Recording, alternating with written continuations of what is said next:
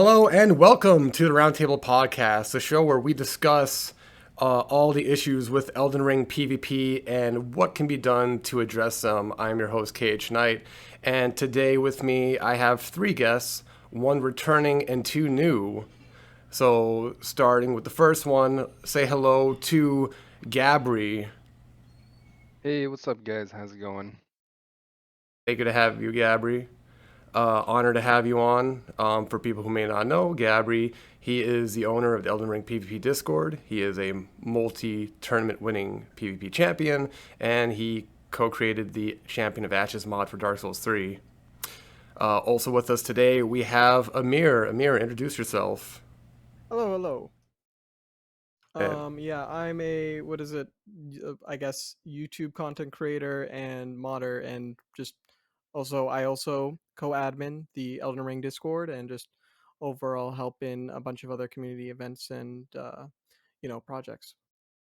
yeah, I've seen some of your stuff. You the last video was why like hitboxes. Some hitboxes don't work, like the bigger weapons.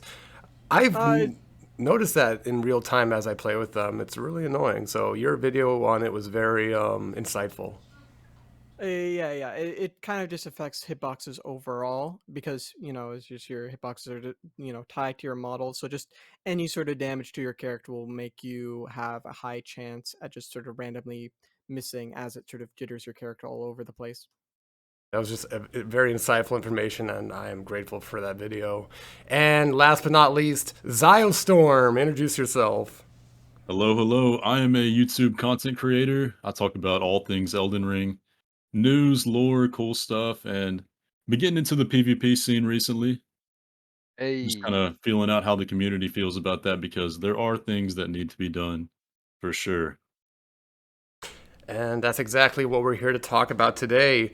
So, for today, we're going to be discussing Elden Ring invasions, more on the just community itself. Because recently, I've been noticing a growing resentment towards the invasion community, mostly by the PVE side, players that just do co-op and single player stuff.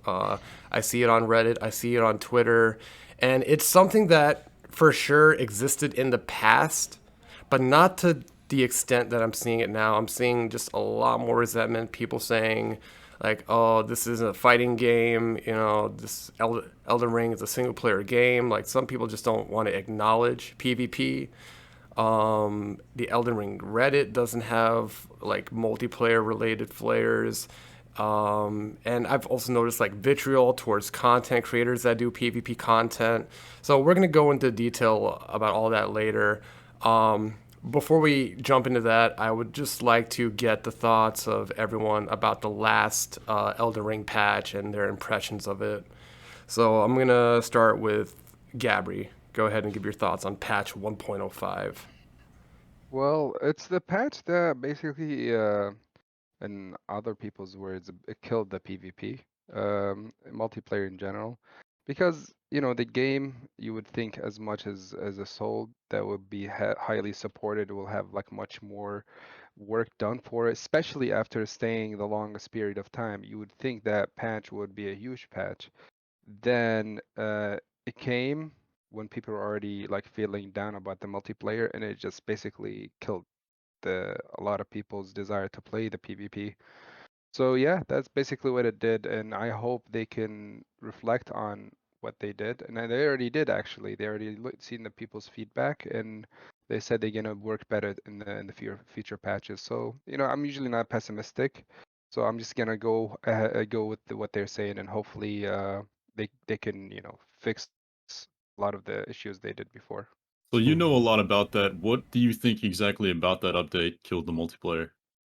What the aspect, so basically the fact that there was nothing about balancing there, nothing about balancing the combat. Like the game has been out for 4 or 5 months since when the update came out, and you'd think some of the major issues that everybody was been crying about would be at least addressed, like Bloodhound Step, like how multiplayer currently is disconnected in terms of like how you could go throughout the whole entire game, and you don't even attempt to do multiplayer, so making the activity much less.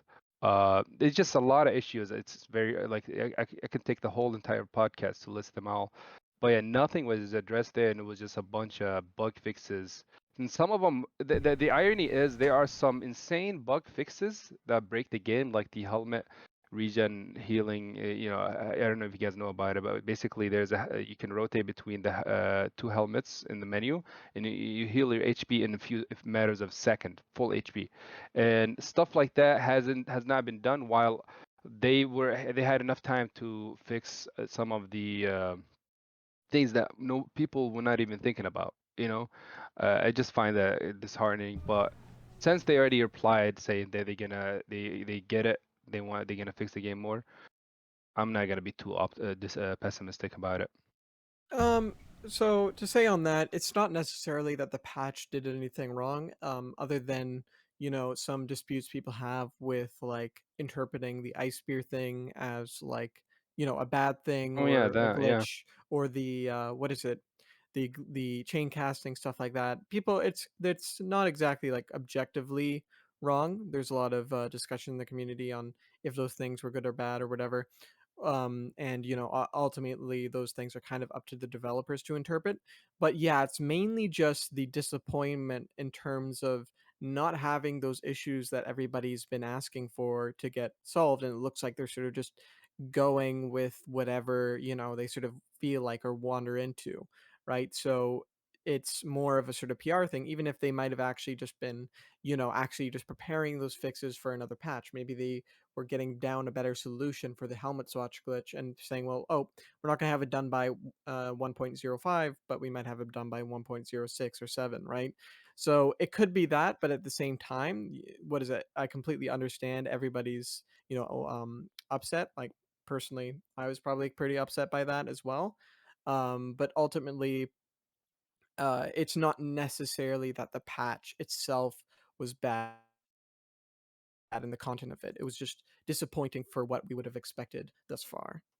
Yeah, I And what's agree. your thoughts, Zio? Go ahead. I think, and it goes back to exactly what y'all were saying. The reason people don't like it is because the priorities are wrong.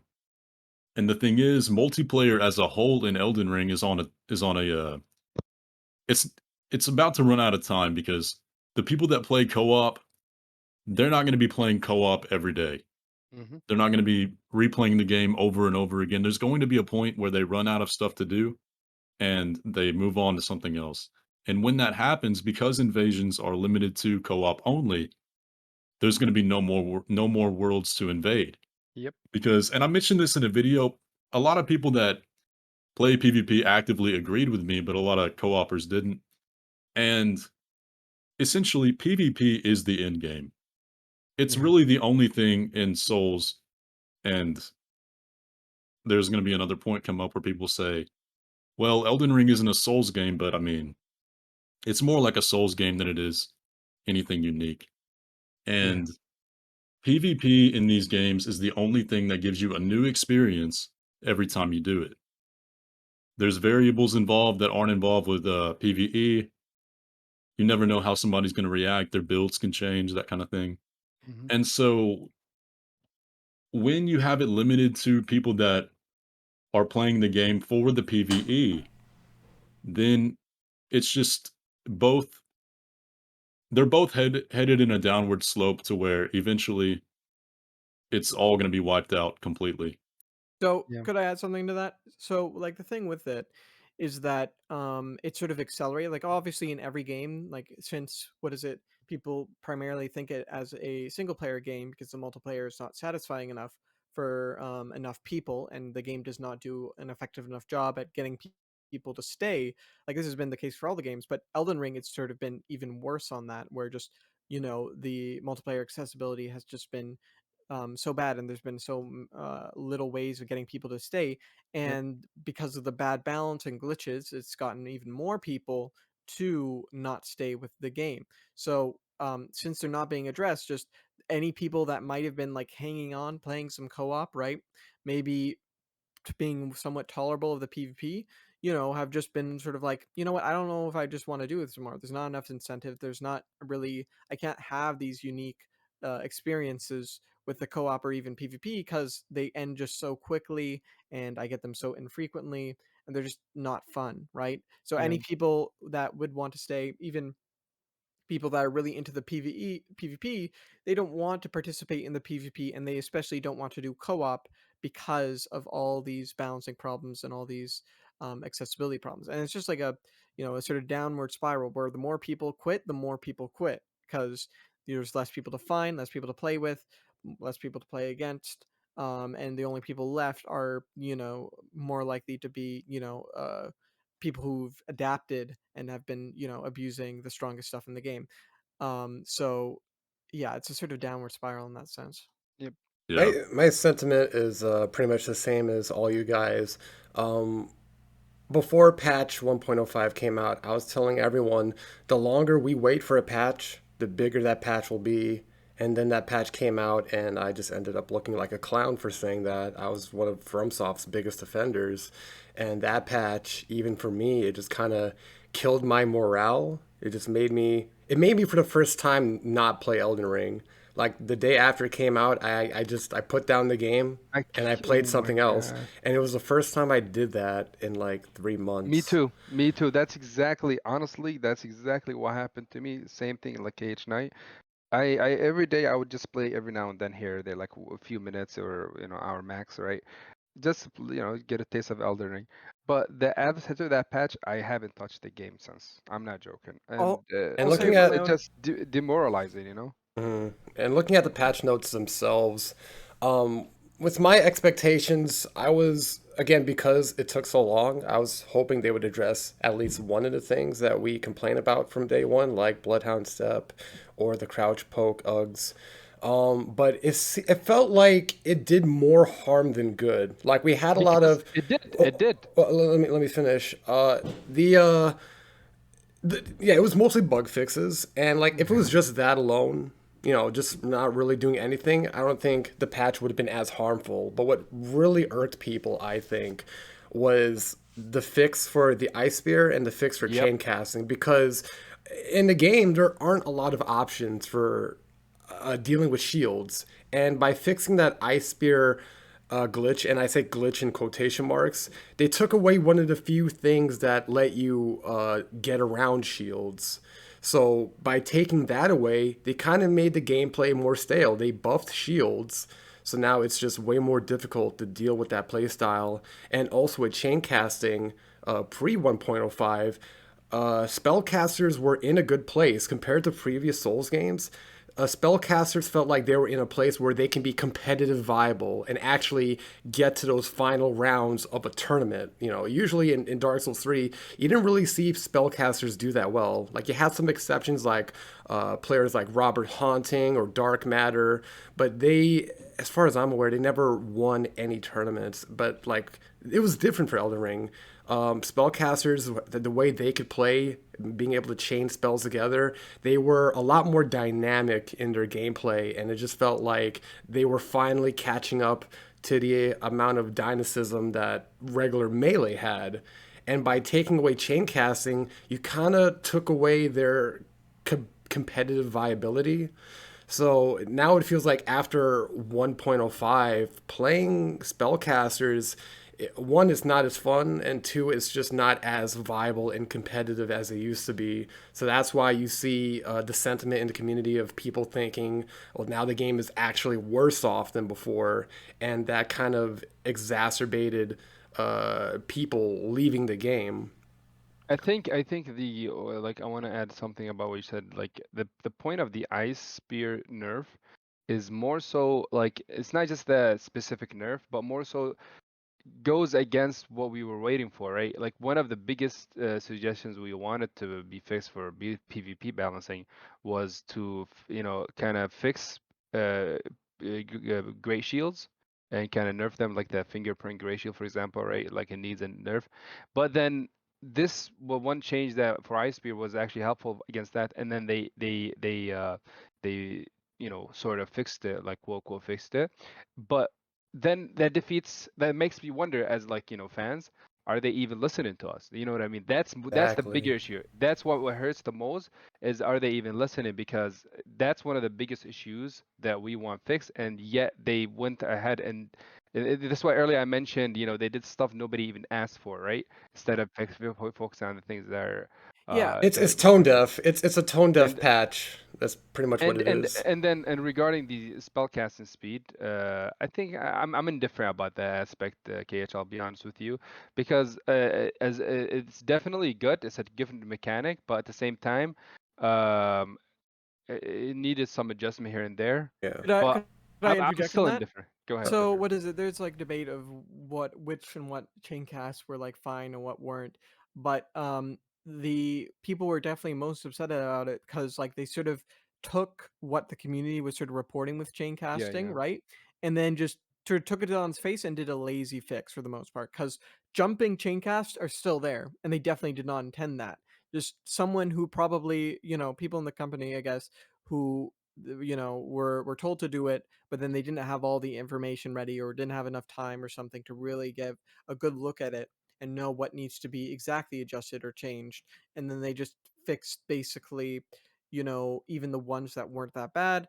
And then even kept some of the ones that were really bad by, keeping the jumping thing in there with even though people, made videos about it and sent them videos about it and stuff like that through like Bandai support tickets. So people just sort of are upset that they wanted to get things like the more absurd ones, such as the bestial sling into what is it, the glitch classer one, the one that does Yeah, like the yeah, wrong yeah. animation, that basically frame traps from across the arena, and that obviously needed to go. But then some of them are more debatable and rather harmless, so like people are kind of upset that they kind of just took a flat look at it. Oh, all glitches, let me remove this, right? Without like it would be as if they took one look at toggle escaping in DS1, and then instead of also fixing the issue with infinite hit stuns, they just removed toggle escaping without providing a adjustment to address the infinite hit stun issue, right? Like DS2 or DS3 provided on Exactly. release. Yeah. Exactly. What's your thoughts, Zio? On Zio? I don't have the knowledge of like all the technical stuff because, like y'all do, I'm not too big into like competitive. But I was under the impression that chain casting in Elden Ring was a feature. Am I Yes. wrong about that? No, Yeah. yeah, it felt very organic because even though we now identify it as a glitch on the Elden Ring PvP Discord, we don't allow glitches, but we never look at that. We never saw it as a glitch because it felt so Yeah. organic. It felt Yeah. organic and natural, and it felt like a natural evolution of the mage gameplay. And now that FromSoft has identified it as a glitch, now it's no longer allowed in the PvP Discord. Going forward, I would like to see FromSoft bring back that as an actual mechanic and flesh it out. So, like, say if they do allow back Karen Slicer into Comet, maybe they can add like a damage scaling system to it, like how fighting games have combo damage scaling. They can do that to chain casting, or maybe they can Or just allow like a certain chain speed. casts and others don't allow it. They can flesh it out and they can make it an actual mechanic. Yeah, and I know that was the way like some of the Briars of Sin, I know that was the only way that spell would ever hit somebody is when you That's partnered it with a true. combo That's from true. another thing. What was Amir gonna And say? it made Sorry, What is it, KH? Amir was gonna say something. Oh, I don't think I was gonna say something.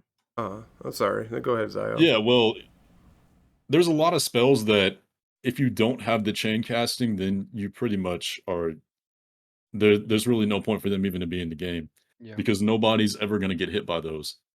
Like Yeah. the I saw some really cool combos on YouTube where people were demonstrating the like the spell combinations, and the way they looked, it looked like natural character movement. Yeah. Like if your arm was in a certain position, it would allow a spell that was fired from that position to be fired faster.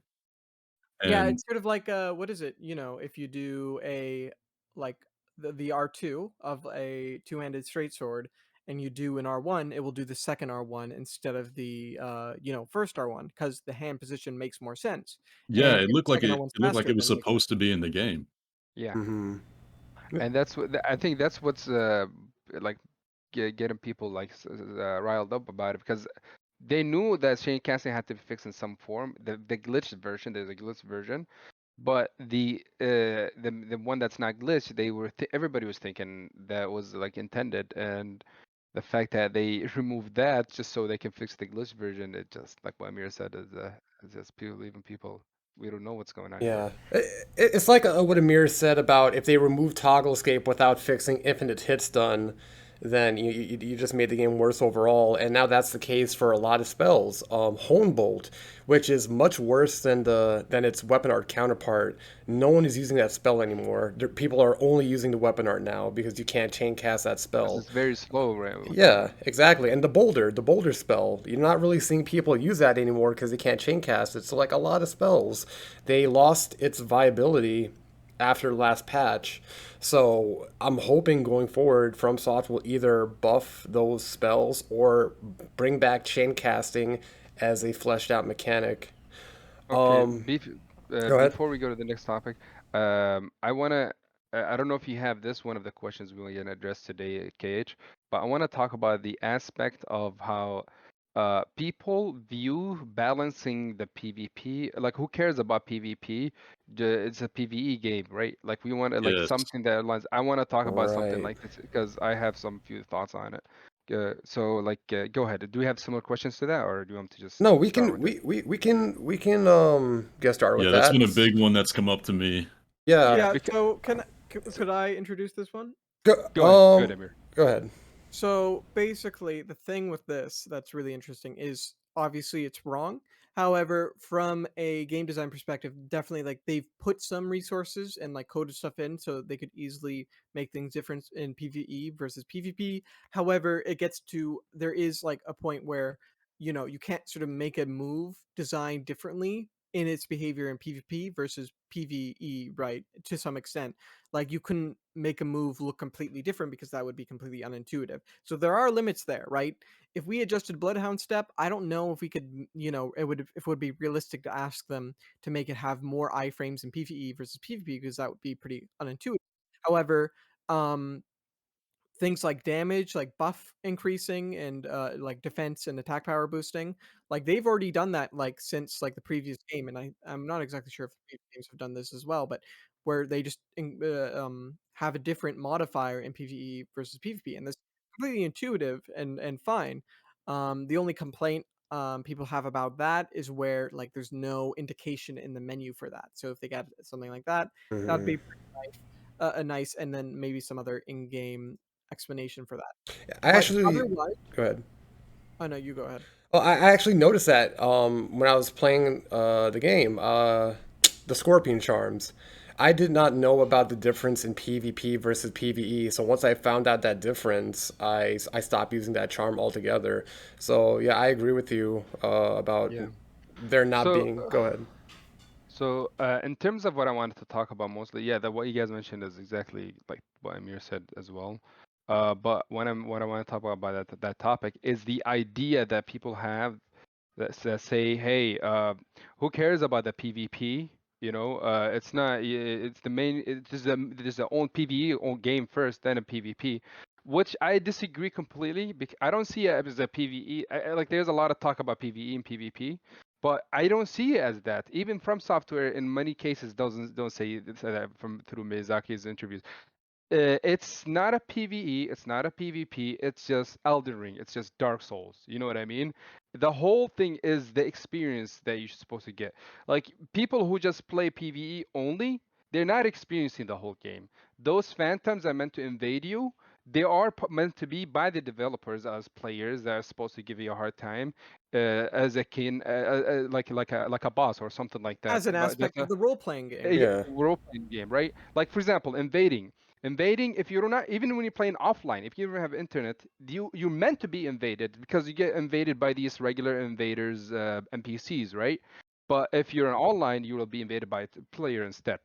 See what I mean? Like there's Yeah. it's meant to be part of the core combat of the game or core experience of the game.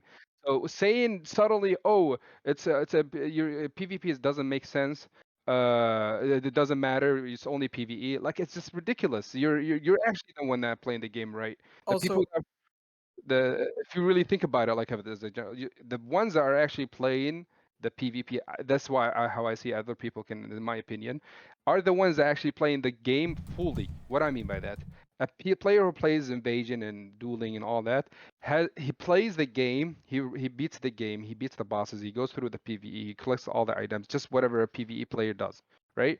Like many of them already like know the lore as well, like in many ways, right? So but then they also go to the end game, like Zios mentioned before earlier, which is the PvP. Like they're the most dedicated fans for the game that keep the game alive because um, that's what the developers want. They want the game to be dynamic, and through a multiplayer and through PvP, the game is like there's a whole big picture that if you take away PvE, like let me give you an example. A lot of Souls-like games, they don't have multiplayer, right? But do you really see them as Souls-like games? Do you really see them? Like they just have the title Souls-like because they have stamina now, but are they really Souls-like? They never feel like Souls, like because they don't have the multiplayer invasion system in them. Does that make sense? Like, so I hate that mindset, for a lot of reasons. And lastly, I want to end with this: if let's say From Software, which I don't think that's the case, if From Software add the multiplayer, just as a side content, and they should not care about it or whatever, I think they should not add it in the first place. If they're not willing to balance it, don't add it in the first place because it is deterring from the whole experience. If I played Elden Ring without the PvP, I would have had a much better perception, me myself, right? Than if I experienced the PvP, because after experiencing the PvP, I see the many flaws it had, right? Yeah. But like the way I look at it, just like everything else in real life, if somebody's gonna do something, do it right or don't do it, that kind of thing, right? And that's So all you gotta say. So yeah, I should have started with that sort of bigger picture there, where basically like you can't really disconnect it, or else it's not really a Souls game. Because like the thing with it, like if you look at a game like Sekiro is really great and fun, and it might be the most well-tuned PvE experience like From Software's ever made. Um, but the thing with it is its community is way smaller, and not just because of co-op. Even if it had co-op, I think it would not be as big as the other games because the PvP, even if people don't participate, even if they think it's completely unbalanced and they don't want to participate it, though the communities of the Dark Souls games and even Bloodborne were much larger because people would see these videos of people playing in it Yes. and exploring Yeah. the dynamic gameplay and just having all these online awesome social interactions even with the limited communication in the game. Like it just makes it sort of like a sub MMO in a way. So if you were to just take away PvP from these games, it would basically make their communities way smaller and like lack the ability to grow, to stay, and then like people would not be going between the various like places in these communities because it would just not grow as big. Like the speedrunning community has a lot of overlap with PvP, and such with the lore and just other various communities in the game. It's not just like these communities are completely separate; they reinforce each other. And if you don't have co-op, you don't have speedrunning, and you don't have PvP, then like the community of the game is just going to be way smaller. And to just simply say like, oh, PvP is a tacked on feature, or the game's not really intended to have PvP, or who cares about PvP? 98% of players like, yeah, maybe 98% of the players who, actually buy the game and then spend 1 hour in it. But as you go up in playtime, like the community is basically entirely going to be the retained community is going to be entirely people who participate in both co-op and PvP, um, like a mix of both, right? It's going to be something like that. And yeah, just to say that PvP doesn't matter, or that like you hope that the PvP community doesn't get hurt. Like you're literally just hurting the community of the game, and literally like the people who say that, I'm pretty sure are the people who don't really have actually much lasting interest in the game. Yeah, I mean, you hit it right on the head right there. Everything in these games is meant to be a part of the whole. So the PvP, the co-op, speedrunning, all that stuff, that all makes up the community and what makes the Souls game special. And I'm going to keep saying this over and over again. Elden Ring is a Souls game. It is. Mhm. The things that Yep. made Dark Souls good are the very things that make Elden Ring good. And I think Dark Souls did this kind of better than Elden Ring because it was an active part of the story of Dark Souls 1 that the phantoms, the invaders, everything is all making up the happenings of the world. Elden Ring kind of got away from that, and I think this was a design choice later on in development because the game was built for Covenants first, and then they took that away. And I Yeah. think that was a huge detriment to the multiplayer experience and the longevity of the game. Because if you look at the world of Elden Ring, it's meant to be following that same trend where everything is making up the happenings of the world. And yeah, the phantoms, all that stuff, they made up the community. They made people want to play the games more. I know for me, back in the day of Dark Souls 1, the early like fighter PL videos, Prod, Iron Pineapple, I would see the funny stuff they would do in PvP, and then that would inspire me to go play it. Even though I thought I was gonna lose, I still had a fun experience because I learned how unique that experience was, and I learned how just playing the story mode only really did not introduce me to the whole experience of the Souls games. Yeah, if I'm being honest, what is it? Like, I'm actually really, really interested, ultimately, I think more in the PvE and modding. However, if it weren't for the PvP community, I would have not gone into these games. If it weren't for those videos that you talked about, I would have not tried to do my own things in the PvP, which Yeah. obviously, like you, I failed a lot in the beginning, but I would not sort of grown to have all this knowledge and stuff in these games that I'm very appreciative for and been in this community. So like it really cannot be discounted. And to go back to the whole like thing you said about like covenants being there in the first place being taken away, like I do think that is the case. There's lots of data mined stuff about covenants and stuff like that that seem to be removed later in development or cut simply because they probably just didn't have enough time or was some other decision in the company, right?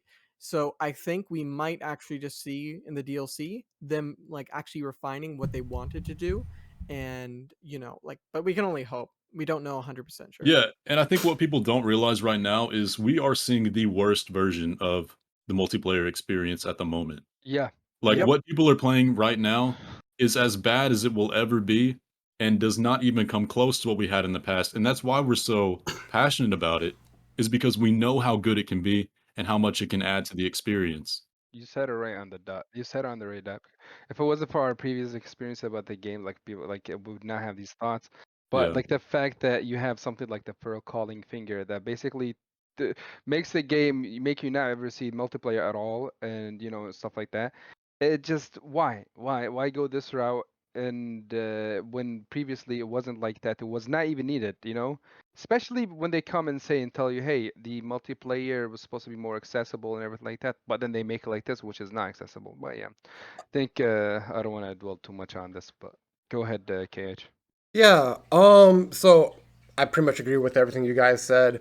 Regarding how the community sees the game, the PvE community and the PvP communities disconnect, it reminds me of like another game, Rainbow Six, and its competitive versus casual community debates. Because the casual community would say, "Oh, these changes that are happening to the game, it's to appease a smaller portion of the community that makes up like 1%." But they don't understand that that smaller portion of the community are the people that keep the game alive, and they are the people that promote the game. And just from a PvP, a PvE, and a story standpoint, there's context behind the multiplayer. It's not there for no reason. Like with the covenants in Dark Souls 1, the Forest Covenant, when you go into that forest and you get invaded by other players, there's a story context behind that. And Yes. there's a story PvE context behind all the multiplayer in Elden Ring. It's not there so people could quote unquote ruin your day. It's there is a single player story reason behind the multiplayer, and as Gabri has said, this is not a PvP game or a PvE game. It's a Souls game, and it's all part of one combined experience. So moving on, I want to talk more about that resentment because that's like the main focus of this of today's discussion. The resentment towards invasion specifically, we've been seeing a lot of hate and vitriol towards invaders and content creators, a lot of people who are just getting into Elden Ring or it's like their second Souls game, and they're saying, oh, invaders, they only exist to ruin your day. They're just trolls, they're just griefers, and these same people, they act like duels and dueling culture doesn't exist because there is a more honorable way of PvP, and that's the whole dueling culture scene. But they don't seem to acknowledge that. They only see PvP as just invasions, and the invader players are just griefing trolls, and they don't acknowledge the disadvantages that the invaders have and the amount of challenge that they get. So I want to ask you guys, like, what is your personal experience with this resentment, and where do you think it comes from? Gabri, I'll start with you. Then we'll go to Amir and Zio.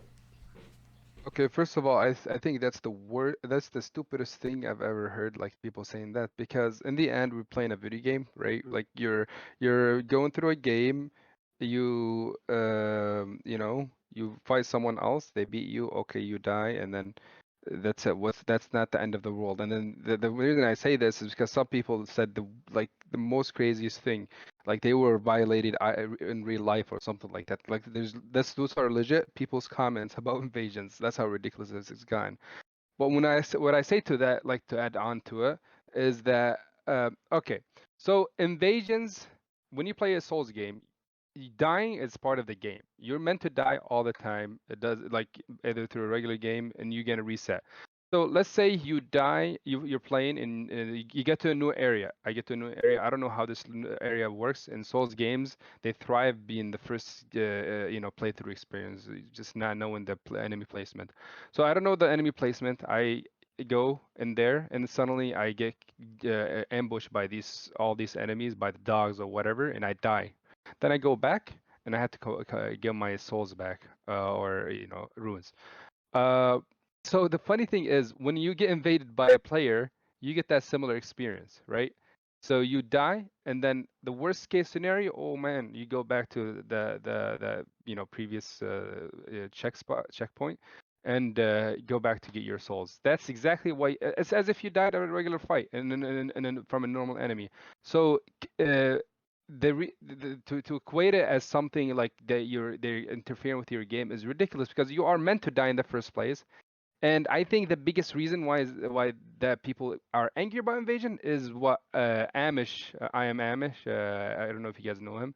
He said it perfectly. Is people are insecure by themselves. That's how I feel like that's the reason. When they lose against a player, it's a big deal. But when you lose against an enemy, oh no, it's not a big deal. And that has to be a big role in this.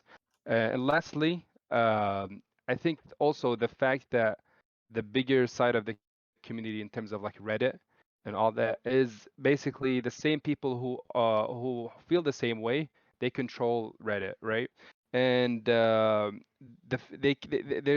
allowed this kind of wrong perception of the game, wrong perception of invasion to prevail, and it created an environment where now they hate invasion, they hate all invaders, they think they're the worst people on earth and all that nonsense. And that's Well, all I got. let me interject something in here real quick. Let's not assume personalities from like through the game because that's what they're doing to the invaders.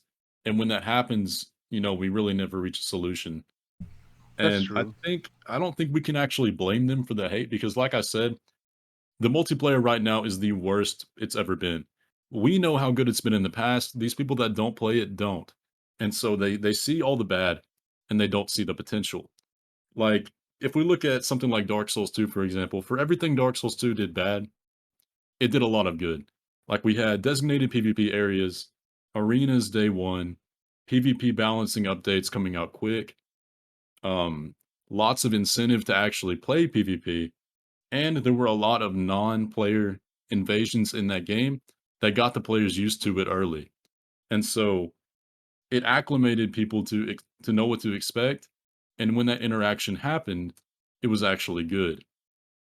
And so Elden Ring really fails at that, and the people that are experiencing multiplayer for the first time, or invasions at least, don't they're getting one shot by a weapon that a player has gotten from the end of the game by somebody else dropping it for them that they shouldn't have then.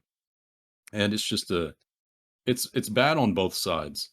And so I don't think we can really say they hate it because they're like this as a person Yeah. when most of it is just a fault of the Let, game. So let me clarify. Sorry, Amir. Let me clarify something. No, I agree with you. Like see the issue. What's going on right now? Elden Ring it made the aspects of why people hate invasion. It made it even more clear, right? But by being like unbalanced and all that. But this notion that the of what I said, that people hate the fact that they lose against a player then and not a PV enemy, is has been there for a while. It was less of an issue. People said it less because the player pool was much less, I think. But in Elden Ring, the player pool was much bigger, and Elden Ring itself, like you said, it made it easier for these thoughts to even show even more because, again, multiplayer, you can go through it without ever seeing it, but as soon as you try to co-op, you get invaded and you get your whole experience ruined by this one dude who came and killed you or something like that, you know? So I agree with you, but I think like throughout the whole Souls multiplayer, it always been a point where the players losing against an actual enemy is much less of an issue to them than losing against a player. It's always been like that, and I Yeah, can I can go see back. that. Yeah, so let me try and explain that. So like I think Zio sort of hit it on the nail there, where it's sort of like we can't really attack it by the individual. Like you can't just say, oh, it's just all these individual players, having like crazy perspectives and whatever. The reason why those crazy perspectives I think come out is because they sort of have somewhat of a justified grievance, right, with how the game is designed and such, and how it sort of felt unfair to them, and unwarranted. And then they just sort of take it out on the individual and then also get super defensive and try to come up with a solution to this. And this is even like a very small minority of these players that get into like heated comment section arguments and Reddit arguments with like, someone like Amish. Um, the majority of players I think just are conditioned incorrectly by the game, and especially this game with how bad it is early on compared to something like Dark Souls 2, that players sort of adapt these perspectives more often. So instead of really attacking the individual players that are like, wait a minute, but you invaded them, why are you upset about this? You deserve like all the bad things with this. Like we should explain it in a better way, and we should try to look for solutions and suggest solutions that are best for everybody, and not just in invaders and the players that are already veterans here, right? Like obviously newer players with less experience are going to have less insight than the experienced players, but we get nothing done if we just posture and are just like, oh well, you don't know, it's actually really hard for the invaders when it's like 3v1. You're completely like, yeah, it's not very helpful if we just sort of posture like that. So we want to come up with the solutions that help everyone, like Zio said in DS2, have more NPC invaders, have better ways of conditioning players into PvE, mixing it in with the PvE world, and and balancing and just making people feel more welcome and feel less like it was just a sudden invasion of their own space rather than just like another extension of the game's regular challenges, right? Right. Because like the key reason why people get upset at an invader versus like like a player invader rather than an NPC invader is simply because they know that's a person they weren't expecting at that moment.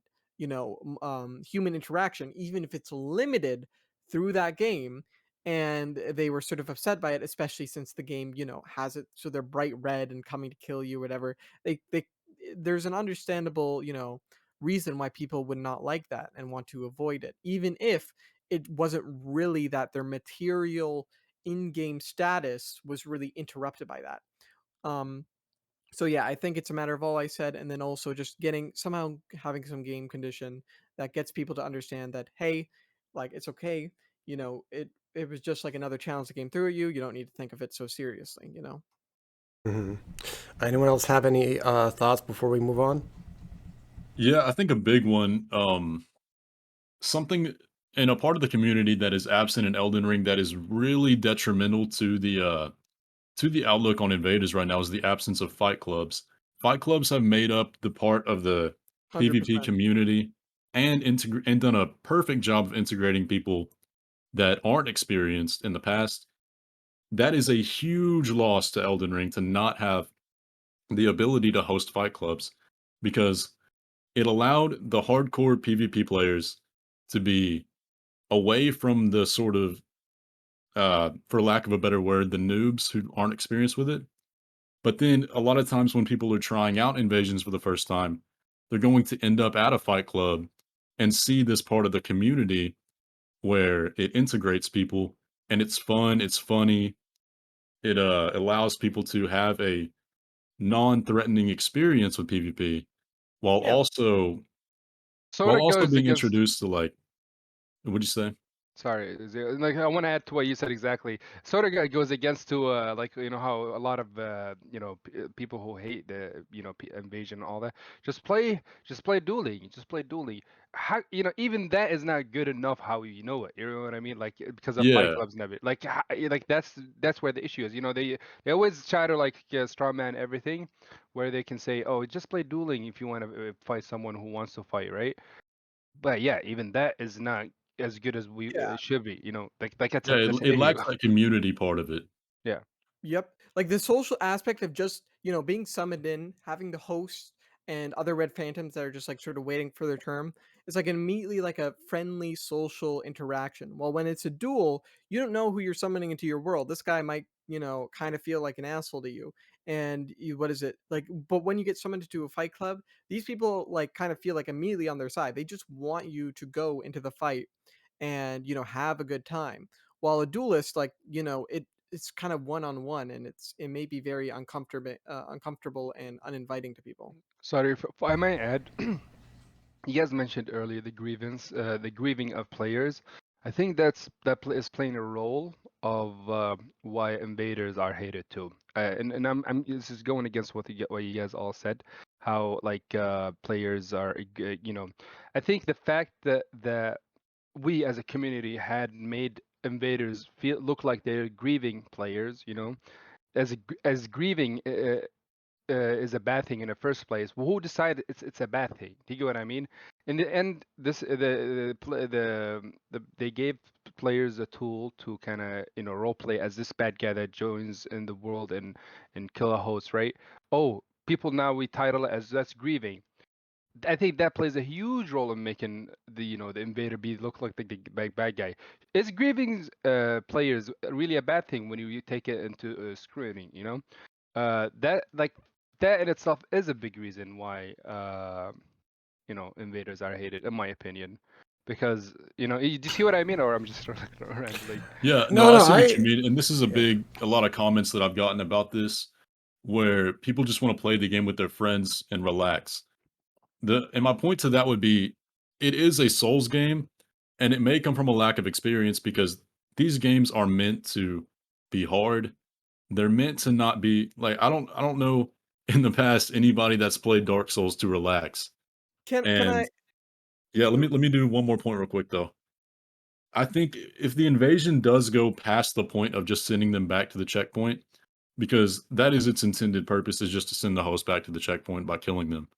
And I know in the past there's been times where people could cast like the corrosive poison, break all their armor, and grieve them that way. I do think that is bad, but simply just sending the host back to the checkpoint when they lost the fight is not a bad thing at all.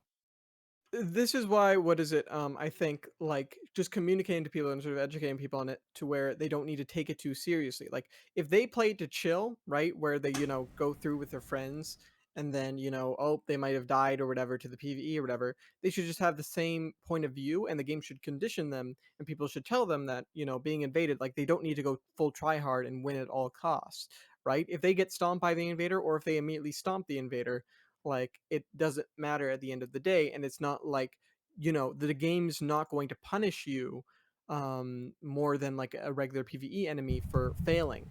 for failing against that online interaction. And again, I still do understand the idea that that's like another person, and thus you may not be uninitiated of it when you're just playing with your friends, and you may feel obligated to protect your friend from it. But I think people should be able to understand that, and I think the game should condition people to realize that it's just another challenge, and they don't need to take it too seriously. Yeah, so I think you and Ziostorm, you really explained it. You two explained it perfectly. One, the game itself has created this environment that kind of naturally fosters this resentment towards invasions because the game, Yep. the multiplayer right now is not as optimized as we expected it to be compared to previous games. And Ziostorm, as he pointed out, we have this back and forth between PvP and PvE people. Like, we're attacking the PvE community and we're generalizing them, saying they don't understand the game. But then by generalizing them, like, we're kind of looking like hypocrites. Like, we shouldn't, like, no one should be generalizing each other. Like, they shouldn't be generalizing invaders, saying that they're all griefers, and we shouldn't be generalizing PvEers, saying that they don't understand the game. Like, we have to work together better to have this dialogue where we all have a mutual understanding and we understand what is the issue with the game. And like Amir said, the real issue and where this resentment is coming from is the game itself. In the past, in Dark Souls 1, 2, 3, and even in Bloodborne in some ways, like there was a whole covenant system. There was fight clubs. Like there were the multiplayer was more optimized in those previous games. It was more Integrated. friendly, more integrated. Exactly, it was just more integrated. It was easier to understand. And now you have this multiplayer system that was kind of thrown in almost as an afterthought, or at least it just feels unfinished. And you know what? It is unfinished because, like you mentioned, there are files in the game for covenants. So, like, obviously, they're planning to do more with the multiplayer, but due to time constraints, they just threw it in as is. And now we have a multiplayer where invasions is only possible through co-op, which inevitably that's going to die out eventually because that's just natural. That's the natural ending to that. And then there's There are no fight covenants? clubs. Well, we're going to There are. get to that. We're going to get to that. But there's no natural fight clubs. It's extremely difficult to host a fight club. Like a fight club like Dark Souls 3 is almost impossible to do. There's like just lack of incentives for PvP. The game doesn't really train you that Or well. co-op. Yeah, that too. So like, it's like Amir said, like it really is the game itself and the communities, the PvP side and the PvE side, like Zio pointed out, these two sides going at each other. Like these sides aren't the issues. It's not the PvE side. It's not the PvP side. It is the game. So like we as a community, we have to communicate better with each other and acknowledge that it's not either person's side. It's FromSoft. It's FromSoft, and it's by extension Miyazaki. You know, he's the director. He takes responsibility for this. So that's just something that going forward. KH, I don't know, KH. Like, I think that's a very naive way to look at it. I'm not just saying, because like I know what you mean by saying you should have a pacifist like idea about Organo this, and we should always, right? But it's more of the fact that a lot of these guys they have like much less knowledge about like the game. You have I think it's an issue of the internet in itself, right? Like these people can just type in Google what's the answer to this, and then they think they're empowered now to know everything or whatever. Like, and they know everything, and they become narcissists about it. It's just But anything, Gabri, man. that's Any that's why community, I'm honestly. saying that's what I'm saying. We need to have a better dialogue with each other. Like, yes, Yeah, people that just people will goes in a have circle that. forever. People will yeah, have I that know. But ignorant outlook. I'm saying, how do you even talk to people who don't even give you a chance? Who they put you down in the first place? You're not even like you shouldn't even exist. I'm talking about Well, Well, like they that. well, have to experience the best kind of it. exactly. They have to do it firsthand. Yeah, and if And you don't by the you game being improved, they get to do that because I think the bottom line of this is people don't realize that a better co-op means a better PvP, and a better Mm-hmm. PvP means a better co-op. It goes Mm-hmm. hand in hand. Mm-hmm. And when we keep blaming each side like that, it never reaches that conclusion. Mm-hmm. And so we can never move on from that. Mm-hmm. Yeah, I mean, It's Gabri is saying like these. How do you argue with ignorant people, but it's like it's like war, you know, like war doesn't end with more war, you know, you have to be diplomatic. That's the word, diplomatic. You have to reach people through dialogue and dialogue only. You can't mudsling. So I understand what Gabri's saying. You know, some people, they may be too far gone in their opinions, but Like the Reddit they're post we reachable. You know. actually like the Reddit post about survey recently we did. I think it was funny that one because like we had one small tiny goal of the survey of what we all did, which is just to get the you know like the feedback in the most like opinion, just the opinions of the people, what they think of the multiplayer, nothing too details, nothing about balancing, just what they think. And then people like completely took it the wrong way, and then they started acting like they know what Well, Gabri, our you're not looking at the intention big and picture. Because like, what is it? We probably got like 2,000-3,000 responses from that post, even though it wasn't on there too long. It's just there was a pretty loud minority in the comments that were just keen on getting that argument across. And you tried to convince some of them, I tried to give some arguments to them, but a lot of them were just didn't want to accept that at all, or didn't want to have an actual dialogue. So we don't need to continue with them. We reach the people that we can reach, like that one Hmm. commenter who had a really nice dialogue with us. But no, But my point is we there's a lot of that. That's what I'm saying. There's a lot of Hmm. that. So let's not take that like and just ignore it, because a lot of times when you're trying to have dialogue, like we want to have the best for the Elden Ring Hmm. or Dark Souls or anything. But then you have these kind of people there. They kind of playing a big role of what's ruining it. That's what I'm trying to get to. Well, Yeah, here's but the I thing, don't think. Gabri. These people, they don't have YouTube channels. They're not doing what we're doing. Like the people, I think the people that are gonna affect the game for the better are guys like us who are coming together to collaborate, to have this dialogue, and we're giving constructive criticism to FromSoft. Like these guys that you're worried about, they don't have this big YouTube voice. They don't have this social media voice. Like they're like a mob, but they're like a loud minority. Like I think what's going to affect the game for the better are guys like us who are diplomatic and who are willing to give constructive criticism. Zio, what were you going to say? Yeah, I was going to say the only way to actually silence those people is to improve the PvP and let them experience the true potential that they doubt. The problem is, the reason they're so resentful is because they don't see the potential. They don't know what it can be. They don't know the fun that they can have. And so when they finally experience that fun, that'll be what shuts them up, not attacking them.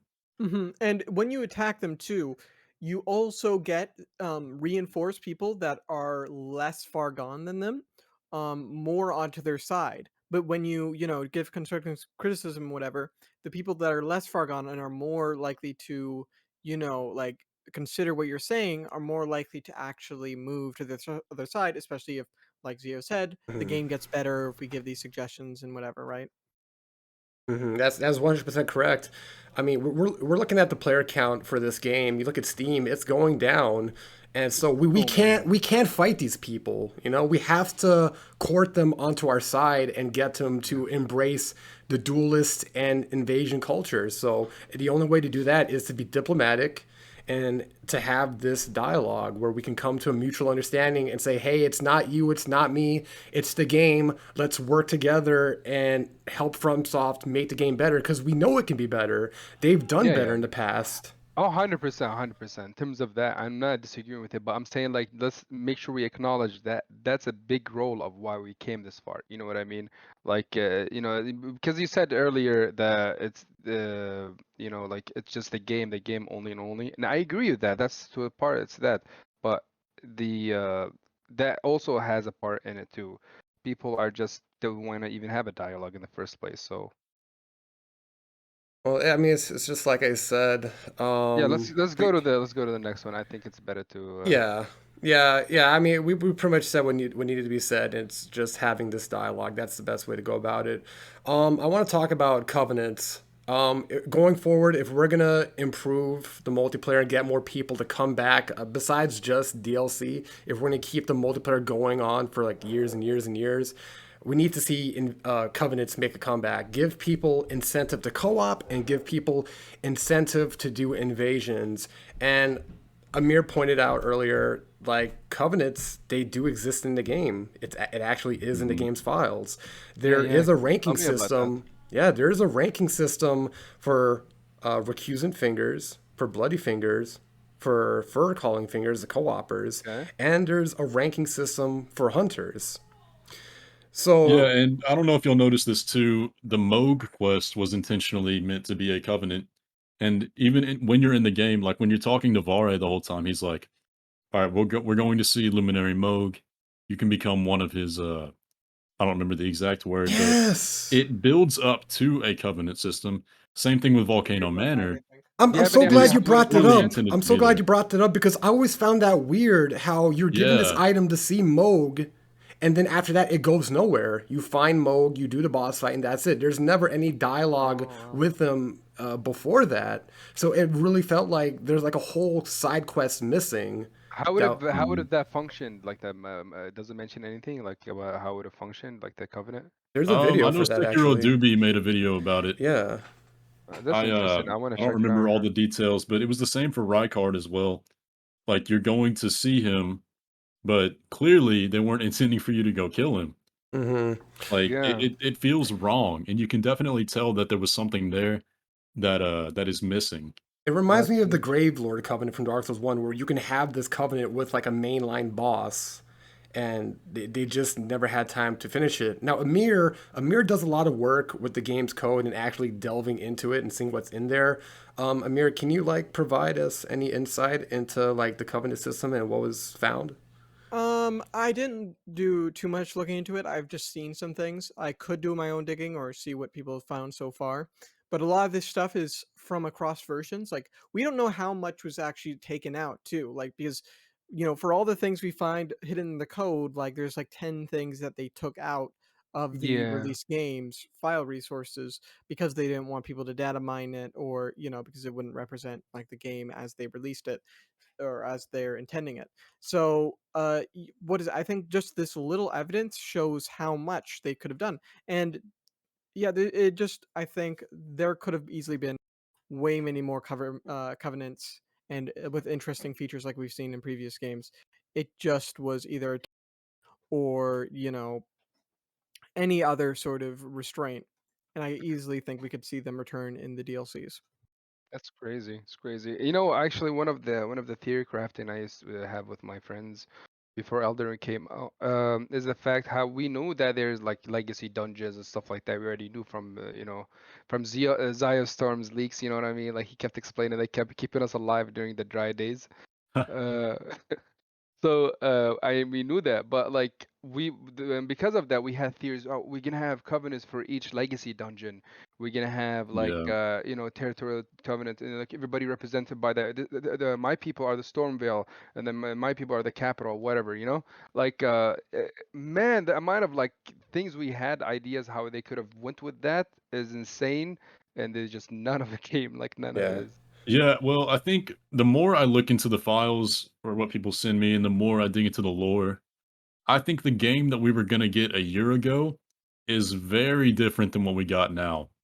And there's a lot of story elements that don't add up. There's a lot of quests that are simply incomplete.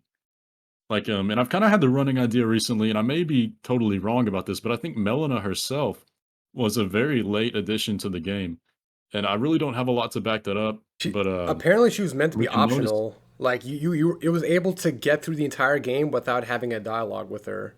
yeah, because there was the other Finger Maiden too, right? The what was it, Vikes that they found as well? Yeah. But like all the theories that are going on with like how her story is very overlapping with Ronnie's and the Glowmide Queen stuff. I don't know if y'all are deep on the lore on Yeah, that. yeah. I watched a I But video on it. yeah, I do watch it. my point with that is I think we were going to see a very different game before like the pandemic hit. And I think because of that, a lot of design choices had to be changed. And probably the first to go was the multiplayer because the ranking system that was dug up too, all those ranks are multiplayer ranks. It's not just PvE covenants. There was going to be like some kind of big war. And Wow. I don't know how much is left over from that, but you can clearly see where the direction was going. And man, I just wish we could have had like a taste of God that. A damn it. controversial question for everyone: Should should Elden Ring have been delayed? Gabri, Yes. go. I said it before Yeah. you even mentioned. Yes, and I always said it from the beginning. Like I remember I made the post after the what do you call it, the network Oh, test. So I've had like I'm not joking. There's people who messaged me on my Reddit DM. It was my first Reddit ever post, and like I got a bunch of freaking DMs saying, if the game gets delayed, it will be your fault. You will be paying for it. I'm like, what's wrong with these people? And you had to tell them like it's okay if the game delays. Like you get better, more polished game. Like what do you want? I want the game so bad, like like as well. But at the same time, really, if the game stayed at least a year or a half a year at least, something, I think we could have got a much better game than we currently got. Amir? And Well, you go ahead, Amir. um, I didn't say anything. Should the game have been delayed? Your thought? Yes, I agree with that. Cause, like, yeah, it's just way better and retains way many more players and can leave such a much better impression if the game's better. And we, just it's just a better game. I don't know why. Obviously, you can't delay it indefinitely, but it just would have been 100. Like, yeah, so many of these problems would not be a problem if they had more time for it. Like, even specifically if they took the time for the multiplayer with that year, largely, like it could be, on par with the quality of Dark Souls 3's, maybe with some additional bugs and glitches, on release. Zio, your thoughts? Should Elden Ring have been delayed? Yeah, I mean, I don't really think that's a question of if the delay was a good thing or not, because it definitely was. But what I will say is, and again, before I know it sounds like we've been ripping on Elden Ring, but I think we can all agree it's an amazing game. Yeah. Like 100%. oh, I it is agree. about Yeah. probably the best like first time experience we have across the Souls games. But the thing is, for us that dig so deep into what the game is, we Yeah. deal with like looking into this game every day. We also see how much better it also could have been. And just like the things that are blatantly in our face too, like the arenas, how they're just completely inaccessible, but Yeah. they're Yeah. clearly intended to be a big part of the game. Like how many things are like Like the hinted at, like quest. those covenants and everything. Like the Hmm. quests, Zio, like the quests, aren't they updating quests to like we never had that, right? Like some of these You mean story like quests, Yeah, like side retroactively quests. adding quests through patches? yeah, Yeah. like Jarbairn and what's his name? Dialos, is that his Dialos. We've name? never Yeah. had something like this in previous games. Yeah. They update. Yeah. This is the first time, right? Yeah. Keep going, Zai. I don't want to cut you. I'll talk after you when you No, I finish. really don't have much more to say, but like if it, it is a little bit disheartening to see all these things that we could have also had that Yeah. would have made the game even better than what it already is. May I say something real quick? Go ahead, Kay. So Miyazaki, he's the director of the game, but he's also the president of FromSoft. So like he has a lot of responsibilities. He had to satisfy investors. He had to get this game out, eventually. It's been in development since Dark Souls 3. That's like 5 years. So he had to make the choice: delay the game again and hurt potential sales, or just get it out now. Just finish the PVE, make the PVE as good as possible, and update the multiplayer later. And we know what choice he made. He chose to put aside a lot of his multiplayer ambitions and just release the game in the best form that it could have been for the PVE. So I mean, at least commercially and critically, it was the right move. The game came out, the game sold 13 million, and critically, the game is one of the highest rated Souls games ever. But, in the end, and this is something that's not going to be noticed by the mainstream gaming media, the game is, as is right now, is going to die an early death multiplayer wise because the multiplayer was left to the side and it, You know, it just wasn't. He made that choice to release the game as it was for the PvE, and it was successful. But for the multiplayer guys like us, we were kind of left to the side, and that's why we're here. Well, this Um, opens up a whole nother can of worms. Let me ask you all this real quick. Do you think DLC is going to bring in all of those things that we want that is also going to save PvP? Or do you all think we're going to get updates like we were talking about where they just continually add little tidbits of the content that was supposed to be there I'm and just cautiously kind of like a Based trickle? off their pattern, haven't they like basically released DLCs and then like only done a few updates after the DLC came out and then basically, you know, minimized their support completely? Yeah, but optimistic. Elden Ring is taking a different trend. However, Mhm. Miyazaki's already working on like his next game, right? And yes. unless Yeah, and this that first is part, what's a little bit scary is they've got 3 yeah. other games in development right now, if not So more. it's like, how much are they gonna just continue doing this forever, where they just don't continue supporting a game really after shortly after its release and focus all energy on their new projects? Well, they put something out saying that they were hiring new people. Maybe with that they'll actually have a staff team like completely dedicated, like a large staff team to just maintaining the previous games with like love and care. I mean, Yeah, they did well, say they did. in the business Go ahead. report, they did say Yeah, they have a I was team gonna talk working about on that. Yeah. continued support for Elden Ring. So, Yep. Yeah, that's exactly what I there's was that. gonna say. They did say that. That's exactly what I was gonna say. Yeah, like so they already have that confirmation based on their success. They will be supporting the game further. And they said it in the tweet, right? Like, didn't they mention in the tweet? I forget, like, if they did or not. They More kind of keep tweeting. updates. Yeah, more updates, something like that. Yeah. So we have idea that they will update the game, but the aspect of the PVE itself, I think, like, I agree with you, Zia. Like when I played the Elden Ring the first time, I enjoyed the hell out of it. You know what I mean? But it's the fact that not as much as Bloodborne probably or Sekiro. Sekiro is probably the most I enjoyed it, but it's the fact that even PvE feels more unfinished than previous games too. Like it's not even just the PvP aspect. Oh, oh, oh. There's a lot of PvE aspects to it that feels unfinished as well. But that would come into Mhm. that's probably due to being like a huge game, much bigger game Hmm. too, of course, But still, like there's a we always had content, right, in previous games, like not just Elden Ring. It's not a exception, but the level of content, like, and you said it perfectly, Zio, where it's right there in your face. You're Yep, seeing it, like the yep. like it just Well, and it's it nonstop hurts. too, like, even more cut content is coming out, and it just shows, like, how much we could have had. Yeah, it hurts. It just really hurts. It's just nothing more to it. Like it Now, I just know I makes you. know that sounds like spoiled like crazy, but, I mean, it's just I'm just pointing out the obvious here. Yeah, Yeah. I'm glad that Amir brought up the game, how Miyazaki, they're already finished their next game, or like it's close to being finished, and then they're also working on 2 other games.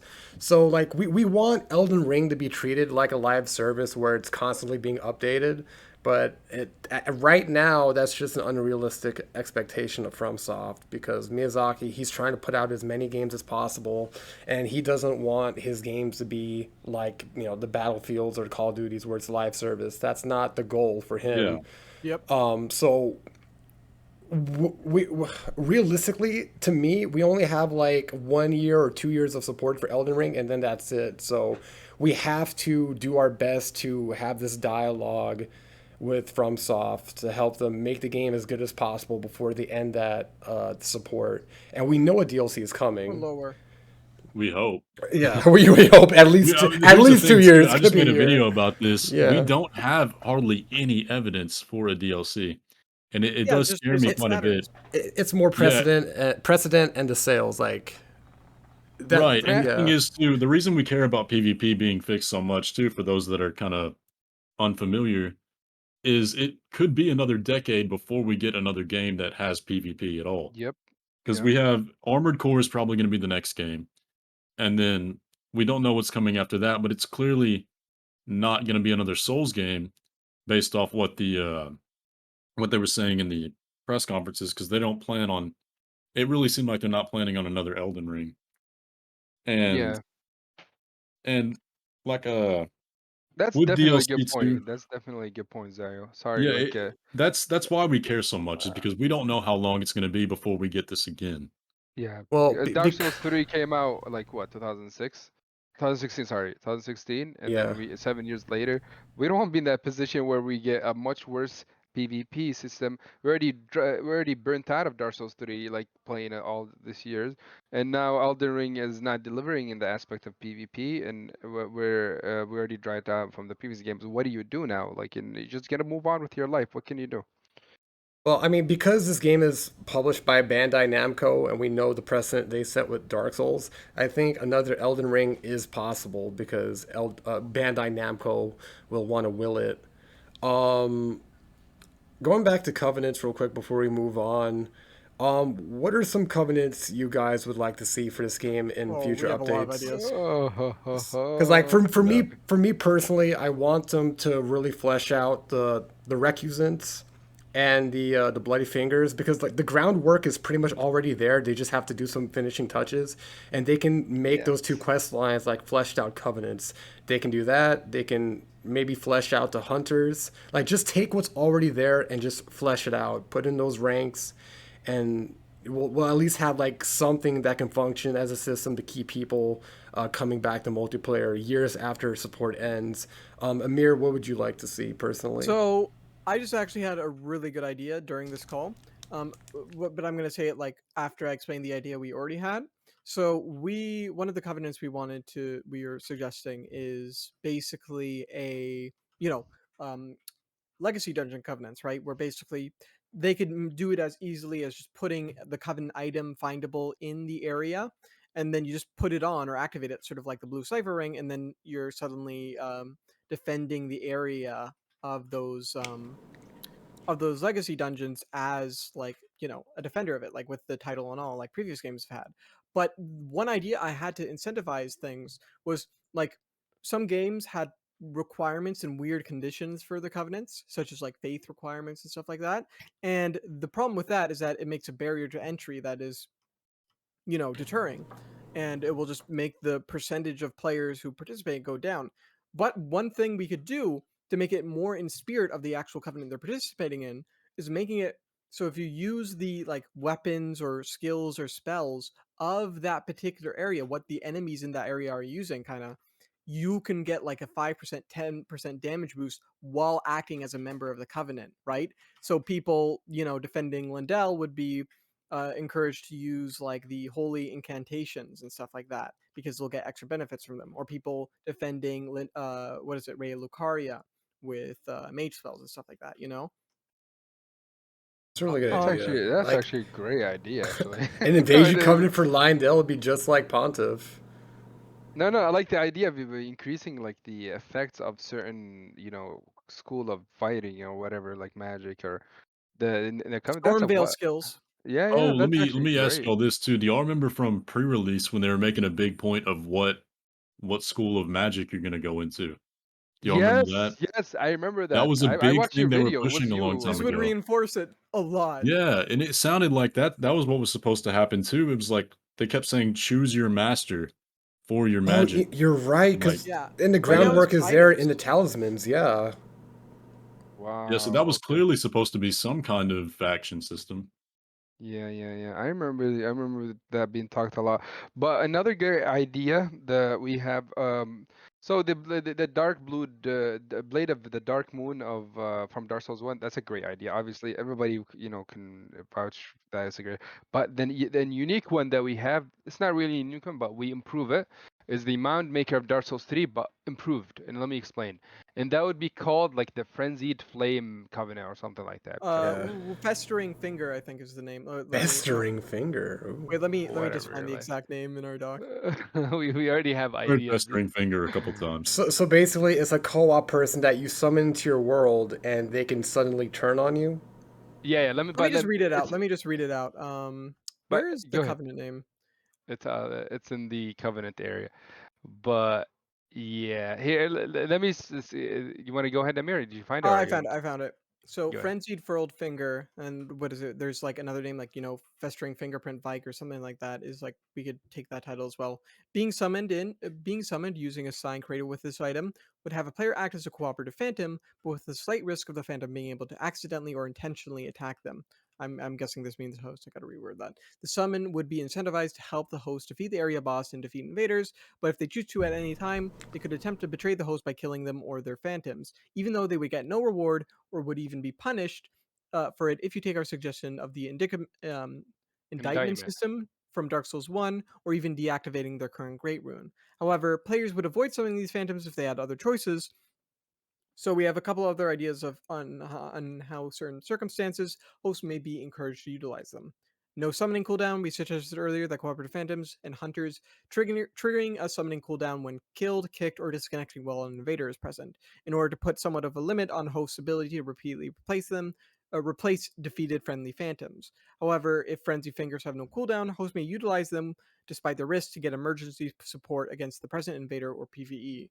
Buffs in damage versus PvE. Frenzied phantoms could be inherently stronger than regular phantoms, but only versus PvE. This would prevent them in having an unfair advantage in PvP, while still incentivizing hosts to take the risk in utilizing them.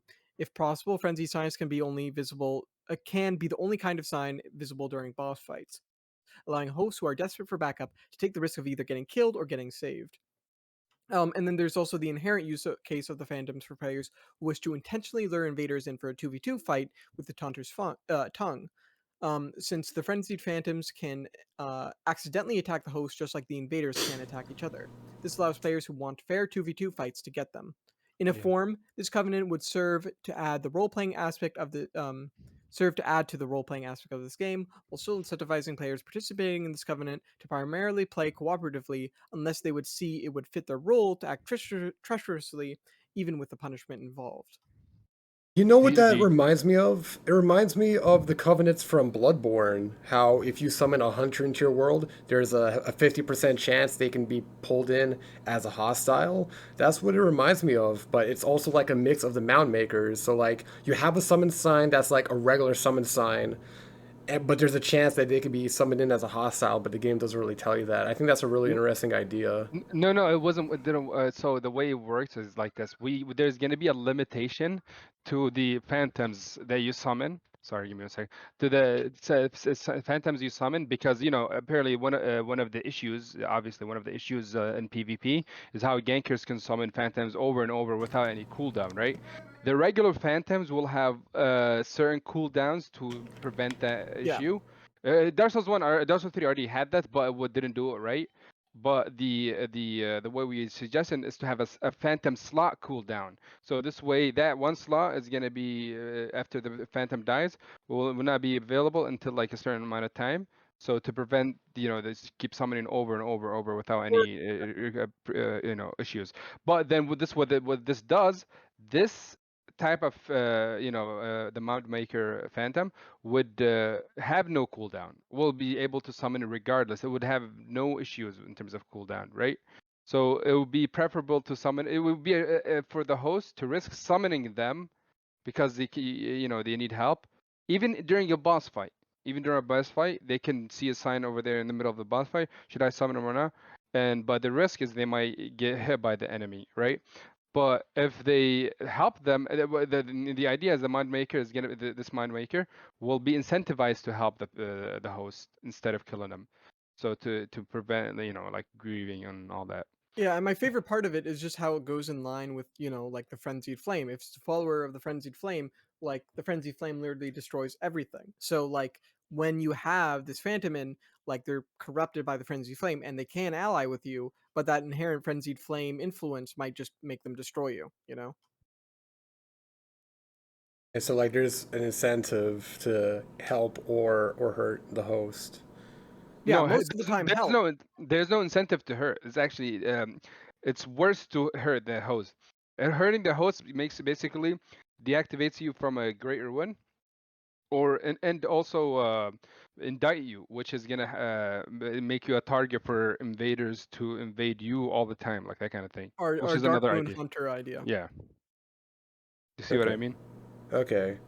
To some people, they may like that, but no, that's a really good idea. Zio, did you have any like, do you have anything on your wish list for like covenants?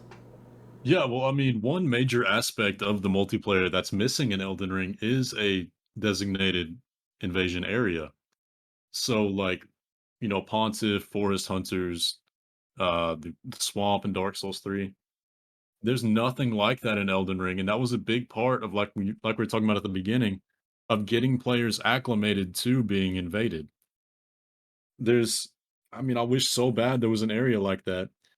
Um, the one that comes to mind for me is like the Swamp of Liurnia, or even Caelid maybe. Well, probably not Caelid because it's hard enough.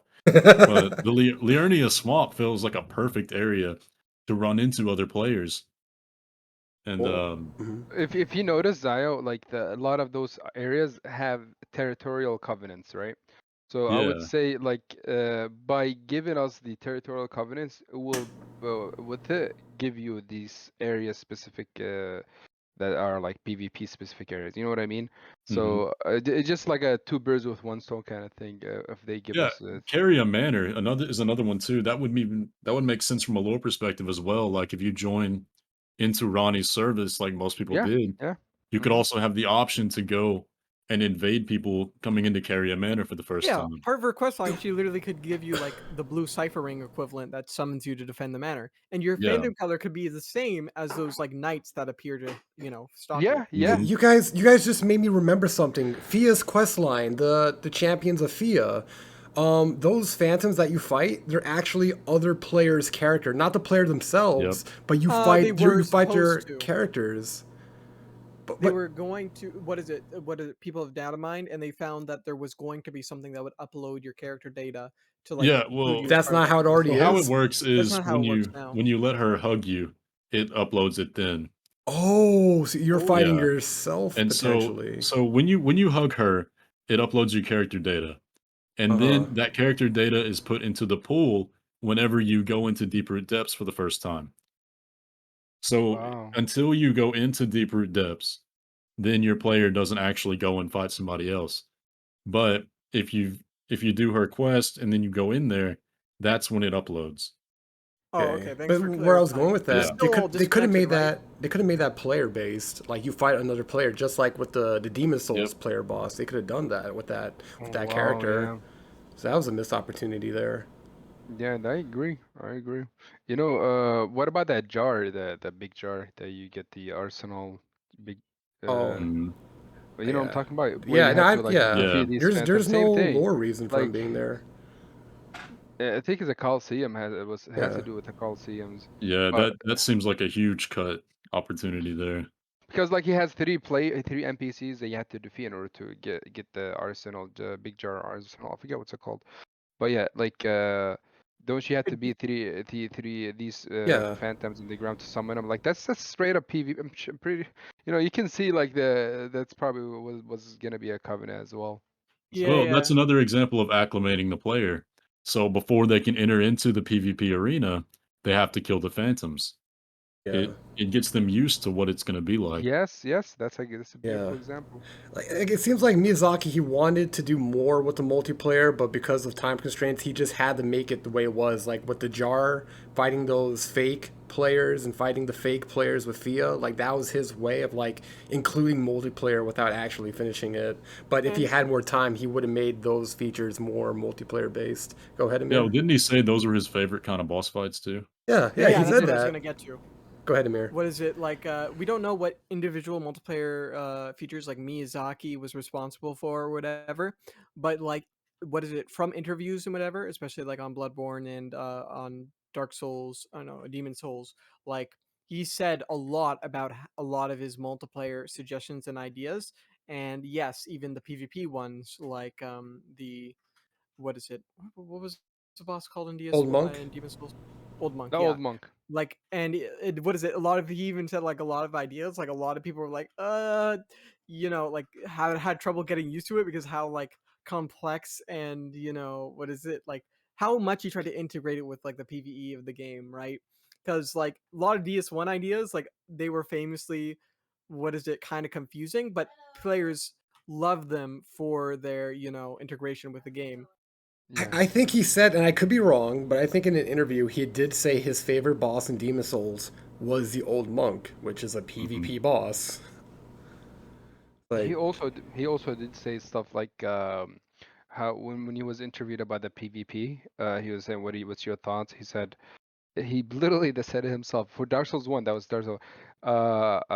People can just play offline if they don't want PvP, but he prefers them to play online because that's the whole experience of the game.